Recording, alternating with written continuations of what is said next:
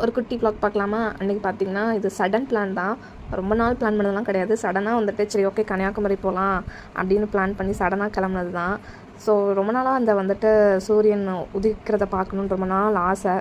அதனால நைட்டோட நைட்டாக கிளம்பிட்டோங்க. அந்த நேரம் பார்த்திங்கன்னா லைட்டாக வந்துட்டு சாரல் அடிச்சுட்டு தான் இருந்துச்சு. சூரியன் வருமா வராதான்னு ஒரு டவுட்டில் தான் போனோம்.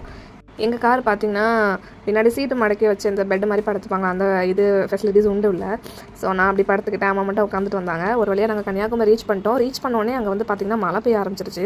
லைட்டாக சாரல் அடிக்க ஆரம்பிச்சிச்சு. அப்படியுமே நாங்கள் சரி போய் பார்ப்போம் அப்படின்ட்டு, இதெல்லாம் எங்கே என்ஜாய் பண்ண போகிறோம் அப்படின்ட்டு போயிட்டோம். மழையோட மழையாகவே கடலுக்குள்ளே போய் நின்றுட்டோம். சொல்ல முடியாத அளவுக்கு ஃபீலிங்ஸும் என்ஜாய்மெண்ட்டுங்க. அந்த மழை பெய்யறதுல, கடலை பார்க்கும்போது, அலைகளை பார்க்கும்போது மனசுக்கு ரொம்ப நிம்மதியாக இருந்துச்சு. ஒரு வழியாக காலையிலையும் விடிஞ்சிருச்சுங்க. நாங்களும் சூரியன் வரும் பார்க்கலான்னு எங்களை மாதிரி நிறைய பேர் அங்கே வந்து ஏமாந்துட்டு போயிட்டாங்க. கடைசியில் சூரியனும் வரல, ஒன்றும் வரலங்க. சும்மா வீட்டில் இருக்கிறதுக்கு ஒரு ஹாப்பியாக ஒரு என்ஜாய்மெண்ட்டாக போயிட்டு வந்துட்டோங்க.